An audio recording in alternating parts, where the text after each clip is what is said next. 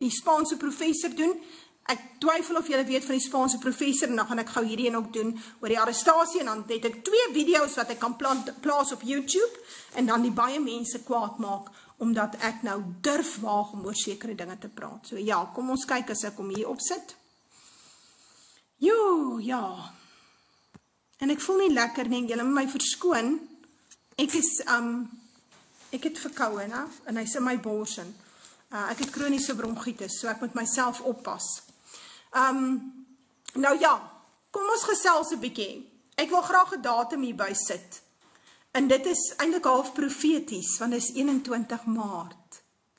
En Vader het vir my gesê, na 21 Maart, hy het eintlik gesê na 29 Maart, sal van my dinge in plek kom. Waaroor ek baie dankbaar is, want ek is moeg gewag. Maar dit is 21 Maart, en volgens Jahwe se kalender, is dit die begin van die sonjaar, sy nuwe jaar. So dit is 2025. 2025 het nie begin op 1 Januarie nie, volk. Hy het vandag begin. So, en nou kan ons die datums begin bepaal vir die Pasga, na aanleiding van die nuwe maan. So ek het met julle die datums gedoen, ek het vir julle gesê die 12de en die 13 April is Pasga. So mense sien uit na dit. Mense sien uit na hierdie April maand. Dis 'n feesmaand vir ons, en dis iets wat ons op trots kan wees. Dit wys daar is 'n lewende God in die hemel wat hom ontferm oor ons. Hy het ons nie vergeet nie. Maar ek wil graag 'n baie belangrike deel met julle bespreek, en ek het gedink ek sal dit aan die hand van Siener se visioene doen. Ek het al daaroor gepraat, ek het gesê ons gaan die arrestasie sien van 'n baie belangrike boereleier. Ek het dit seker 2 jaar terug gesê, daar's mense wat vir my so kwaad is, want sê hulle, jy het dit gesê en dit het nooit gebeur nie. En my antwoord is altyd maar Openbaring is 2000 jaar teruggeskryf. Glo jy in Openbaring? Dan sê hulle sê ja, nee. Dan sê ek nou maar, waar het Openbaring in vervulling gegaan? Waar het dit? Men is 2000 jaar teruggeskryf. Rarig? Nou ja, nou as Openbaring nog in vervulling kan gaan, in hierdie tydperk, 2000 jaar nadat dit gegee is, dan is 2 jaar tussen wat ek sê en wat gaan gebeur, eintlik 'n baie kort tydjie. Dis nie 'n moeilike ding nie. Reg, nou, in dit wat ek nou vir jou sê ek op grond van wat ek self gesien het. My ervaring van die sienervisioene is eenvoudig dit. As Vader nie mooi vir jou wys wat hier aangaan nie, dan gorrel jy, dan weet jy nie wat aangaan nie. En dit is in meeste van die ouens se geval. Ek kom agter as hulle praat, hy praat op grond van een stukkie wat hy gelees het. Ek werk met visioengeskrifte. Daai 64 bladsye wat in die Lichtenbergse Museum is, waarvan ons die afskrifte het, ek werk uit dit. Dis vir my belangrik. En uit die briewe van Boy Moesman, uit die briewe wat Siener geskryf het, dis belangrik. So, kom ons praat, kom ek maak 'n kontroversiële video, dan kan almal dit by mekaar sit en vir my verduidelik hoe die mekaar is ek. Reg, ek wil praat oor die arrestasie van 2 belangrike persone in die nabye toekoms. Wanneer? Ek het 'n halwe idee, ek sal bietjie later daaroor uitbrei, maar ek het nie tyd nie. Reg? En ja, dit frustreer my net so. Want baie keer sien ek 'n ding, dan dink ek, joh, dit moet môre wees, of oormôre. Want dit is so reëel as dit afspeel, dat jy dink, maar, ek het dit voor my oë gesien. Ek sien Brandon Biggs praat van dieselfde ding. Hy sien 'n ding in 2020, hy gaan koop hoendertjies, want hy sien dat daar 'n tekort is aan hoender en kalkoenvleis. Hy gaan koop vir hom hoendertjies in 2020. Hy sê, en dit was vir hom 'n drama om met hoendertjies te werk. Hy sê, it was such a mess. En wat hy toe met die hoenders gemaak het, weet ek nie. Hy sê, maar nou in 2025 begin dit wat hy daai tyd gesien het, afspeel. En hy noem dit dat ons 'n dieptepersepsie probleem het. En dit is so, ons het 'n dieptepersepsie probleem. As ons sien, en ek wil vir julle verduidelik hoe werk dit. So, ons sien 'n ding, en dis baie keer iets traumaties wat ons beleef. Dromers beleef 'n ding ten minste 2 keer. So, hy sien dit, en wanneer dit gebeur, dan beleef hy dit 'n tweede keer. Reg. Enige ou wat in 'n traumatiese droom was, sal vir jou sê, maar joh, dit is nie iets lekkers om te beleef nie, en nou beleef jy dit 'n tweede keer in die werklike lewe. Nou in drome se geval, sien hulle dit nie een keer nie, hulle sien dit 'n paar maal. So hy sien dit nou, oor 6 maande wys God hom weer, dan is dit weer traumaties.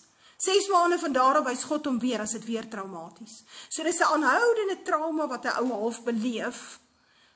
En miskien is dit goed dat die meeste mense dan nie noodwendig verstaan wat hulle droom nie.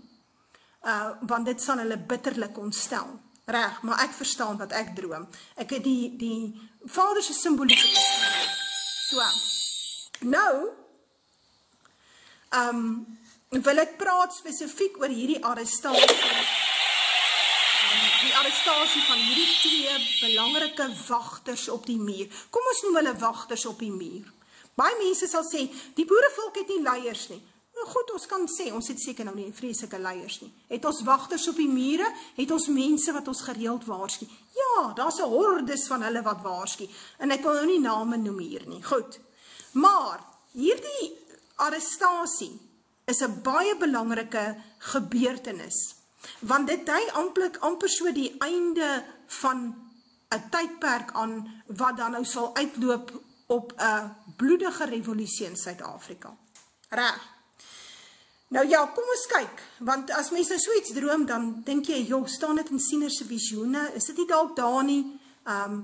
Is daar nie dalk ander mense wat dit ook sien? Is ek die enigste een? Het ek mooi verstaan? Miskien het ek verkeerd verstaan. Reg. So ja, kom ons lees. En hierdie een is baie belangrik. Kom ons kyk. 5 Mei 1919. Hier kom 2 mense. Die een het grys klere aan.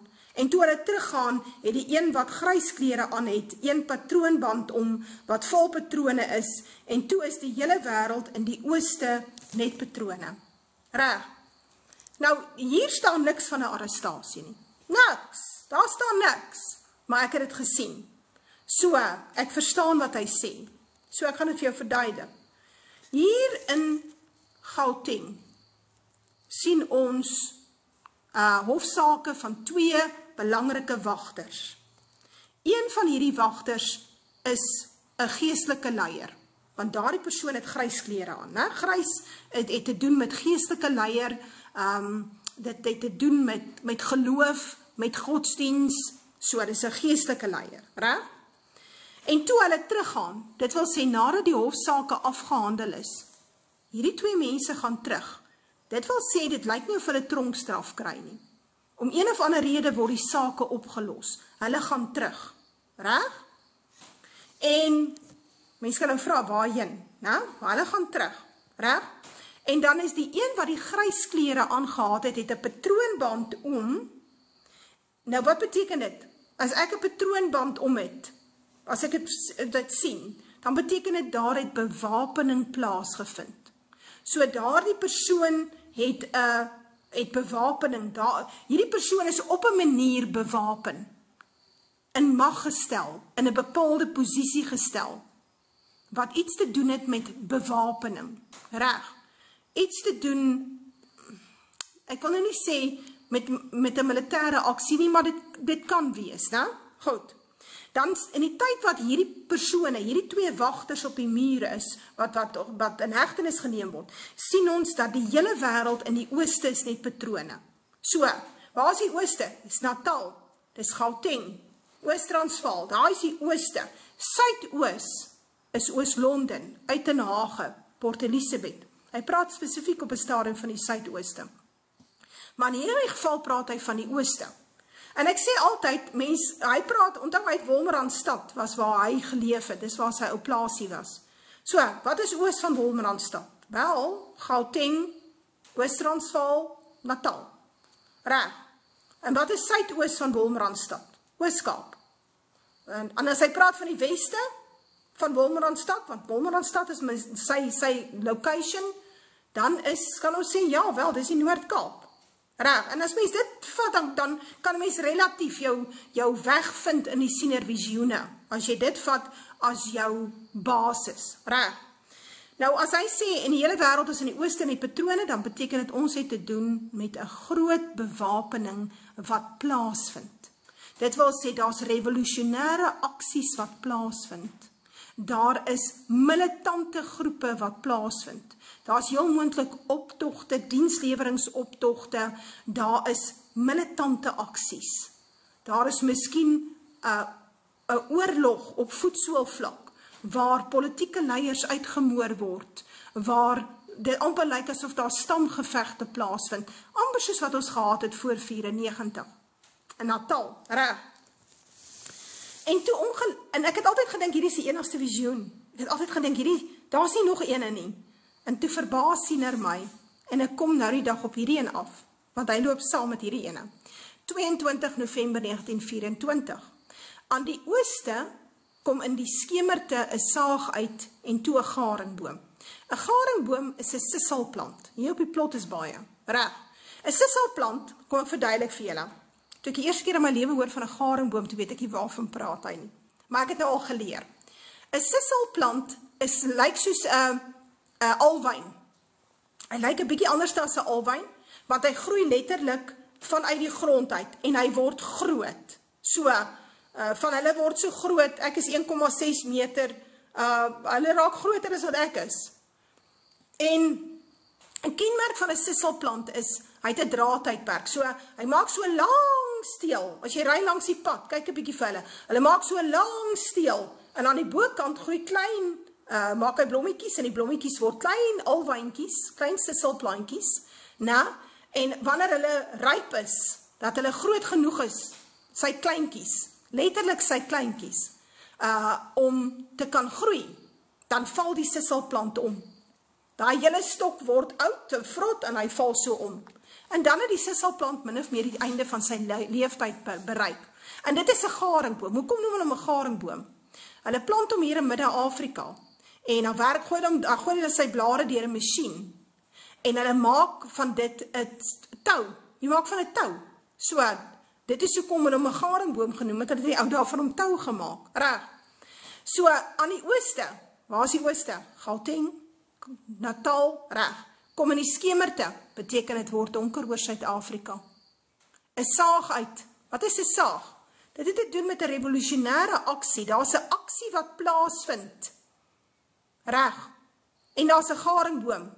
Garingboom het te doen met 'n regering wat sy tydperk om is. Hy's besig om ineen te stort. Nou wat gaan hierdie saag doen? Hy gaan die garingboom afsaag. Reg. So die saag is die revolusionêre aksie en die garingboom is 'n regering wat sy tyd om is, in hierdie geval die ANC. Aan die ooste kom 2 wingerdlote uit. Nou daai 2 wingerdlote is dieselfde as hier kom 2 mense. Is dieselfde. Waar kom hulle uit? Aan die ooste. Waar is die ooste? Gauteng, Natal, maar in hierdie geval is dit Gauteng. Reg. 2 wingerdlote. Wat is 'n wingerdloot? Ons het nou net gelees in 1926, die wingerdloot meen geloof. Net so opgeskryf in die sienervisioene. In die visioengeskrifte het hy die aantekening laat maak. Is eintlik logies, want ons lees dit in die Bybel. Is dit nie waar nie? Reg. So, daar's 2 gelowige wagters op die muur. Die een veral is 'n geestelike leier, maar hulle albei tree op uit 'n geloofsbasis uit. Toe staan perskebome en die vrug is net gespeen. Ek het altyd gewonder oor wat is 'n perskeboom. Toe het nou die dag iemand vir my 'n droom gestuur. Perskebome is boerevolk. Is volksgenote. Is perskebome. Reg. As die vrug net gespeen is, beteken dit hulle het begin vrug dra. Hulle het begin sien, hulle oë het begin oopgaan. Hulle verstaan wat is besig om te gebeur. Hulle is bekommerd oor die situasie in die land. Hulle sien daar's 'n ineenstorting van die regering wat plaasvind, saam met die gepaardgaande chaos. So, die vrug is net gespeen. Toe staan 'n eysterploeg. Wat is 'n eysterploeg? Dis 'n organisasie. Dis iets waarmee jy kan ploeg. Gewoonlik is 'n ploeg 'n militêre beweging. Of dit kan 'n militêre beweging word. So as dit 'n organisasie wat 'n militêre beweging kan word in die toekoms. OK, is 'n organisasie waarmee jy kan ploeg. Waarmee as jy kan ploeg, gaan jy wat doen? Wat kan jy doen? Wel, jy kan voere maak, né? En dan kan jy plant. Reg, en dan kan daar vrugte opkom. So, kan aardappels of patats of wat jy ook al plant kan opkom. So, dis iets waarmee jy ploeg. Reg. Gewoonlik as mens ploeg, kan jy natuurlik die land ook omploeg. En dan, wanneer mense die land omploeg, het mense te doen met 'n revolusie. Hy sien dit ook. Hy sê, toe staan 'n eysterploeg, en langs dan staan 'n man met grys klere. Hier het ons 'n duidelike man met grys klere. So ons het hier 'n ander geestelike leier wat na vore tree. 'n Leier wat 'n sterk geestelike inslag het. En hy staan op die ploeg. Nou ja, kom 'n garingboom in gesig. Die onderste is droog en 'n mes sny hom aan 2 stukke. So, weer eens, nou sien hy die garingboom. Die garingboom kom in gesig, so hy sien hom, reg? Dis die regering wat se tyd om is. Die onderste deel is droog, reg? En 'n mes sny hom in 2 stukke. Menende hy stort in 1. Hy verdeel in 2 dele. Ek dink daar is 'n goeie kans, omdat ons die genoe kan sien, dat die genoe uit mekaar uitspat. Ek dink dit is min of meer dalk wat ons hier gaan sien. Dat die Government of National Unity effektiewelik in 1 stort. Wie is die eysterploeg met die man wat langs hom staan? My persoonlike opinie is, ons het hier te doen met 'n onttrekking. Dit wil sê, die onttrekkingsplan kom in werking. Hoekom kom daar 'n onttrekkingsplan in werking? Want die garingboom is besig om in 1 te stort. Daar's 'n saag, daar's 'n revolusionêre aksie en dit is skemer oor die land. Dit beteken dit raak donker. Sieners sê dit sal so donker raak in Suid-Afrika, jy sal jou hand nie voor jou oë kan sien nie. Is dit simbolies? Ja, dit is simbolies. Beteken dit gaan baie swaar tye wees. Reg. Nou ja, kom ons kyk of ek nog 'n stukkie hier kan bysit. Ek het op nog 'n visioen afgekom en ek dink hierdie een is baie belangrik. Kom ons kyk. Ek het gedink hierdie een is baie interessant. En ek dink hy loop saam met die 2 wingerdlote en die 2 mense. Hy sê in 5 November 1917 in die suidooste kant is 'n ronde huis van plank. Bo op die huis is mense en daar lê ook 2 handpyltjies. Ek vat een en hy blink van skerpte. So 'n huis van plank is gewoonlik 'n huis, is 'n tydelike regering en 'n pyltjie wat skerp is, het te doen met gewapende aksie. So, maar ek het gedink my persoonlike opinie is, hulle stem almal min of meer by mekaar, hulle stem saam. So dit was vir my baie interessant. En miskien moet ek hierdie een byvoeg. Ek dink, miskien moet ek nie, wag, gaan ek net sien. Ja, kom ons kyk of ek net iets kan sê. Ek gaan hom bysit. Nou net kyk, waar is hy? Daar is hy, 1 Junie 1917. Ver in die ooste kant in Europa is swart beeste. Wat beteken dit? Beteken in Oos-Europa of in Rusland sien ons dat swart weermagte ingespan word om oorlog te maak. Nou het ons al gepraat daaroor dat Rusland besig is om swart armies op te lei. Daar was nou die dag 'n TikTok-pos waar een onder andere wys op 'n berig waar Rusland 'n aanbod gemaak het, as jy wil deel raak van 'n Russiese weermag, dan doen jy aansoek, hulle vat jou Rusland toe en hulle lei jou op as 'n soldaat. Hierdie proxy weermagte, doen die VSA dit, die VSA doen dieselfde ding, maak nie 'n fout nie. So ver in die ooste kant is Europa 'n swart beeste, hulle horings is skerp. So, dis iets wat ons vooruit moet kyk. Dit is 'n tydsaanduiding, is 'n merker. In die weste is nuwe waans. Wat beteken dit as ek sê in die weste is nuwe waans? Beteken dit dat nou, is daar 'n vernuwing wat plaasgevind het? Ja, maar net op geestelike vlak. Nou, wat beteken nuwe waans? Beteken die volk wat by mekaar gekom het in die Noord-Kaap, het 'n geestelike verandering ondergaan, 'n gesindheidsverandering. En dit kan te doen hê met iets wat op fisiese vlak gebeur het, menende hulp uit die buiteland. Reg. Dan sê hy, in die weste is nuwe waans, en by die waans is een leer. Nou wat is so 'n leer? Is 'n uitkoms. So, daar is 'n uitkoms vir die volk, hierdie vlugtelinge wat Noord-Kaap toe gevlug het. Dan sê hy, toe kom daar een persoon, en tel die leer op, en toe hy die leer optel is bo een platform en op die platform is 3 boere. Reg. So hierdie leer, hierdie uitkoms vir die vlugtelinge in die Noord-Kaap is ook 'n uitkoms waar 3 boereleiers onder beskerming is van hierdie uitkoms wat uit die buiteland uitkom. Meer kan ek nie sê nie. Meer kan, ek kan vir jou sê die leer is 'n persoon, reg. So die leer is 'n persoon, en 'n platform is iets wat bo kan die grond is, en as hy bo kan die grond is, dan hang hy in suspensie. So, daar's niks wat aan hom kan raak nie. Baie interessant. Hy is onder beskerming van die Almagtige. So ja, ek het gedink hierdie is twee interessante visioene. En dan, dan moet ons bietjie praat oor die Spaanse koning, die Spaanse professor. Maar ek sal ons kan nou bietjie daaroor praat. Reg, en om dit te doen, moet ek die video aansit. So, ek het al